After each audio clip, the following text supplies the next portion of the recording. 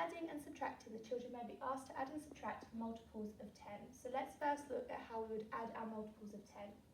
We would start with our first number and we would partition it into hundreds and tens on one side. So we would have 120 in that first side. And then on the other side, we would want the children to have the ones, so 7. We would then do the same with our number we are adding. So in this case, it would be 20 and 0.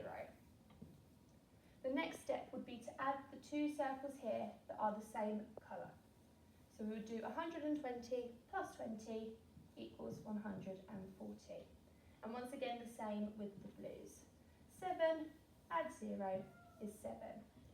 For the last step, we would add both of the boxes together to give the children the final answer of 147. We can use a very similar method for subtraction, but it does look laid out a little bit differently.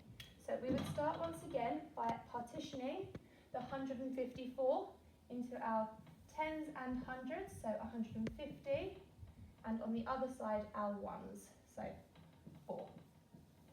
This time we're not going to partition the tens we're taking away.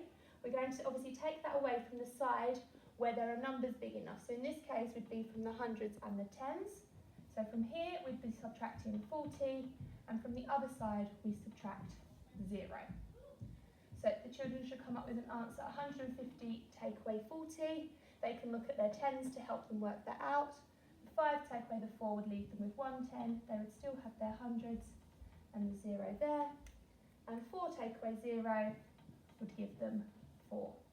Now for the last step, instead of subtracting, they will need to add these two numbers together to get their answer, and it should give them 114.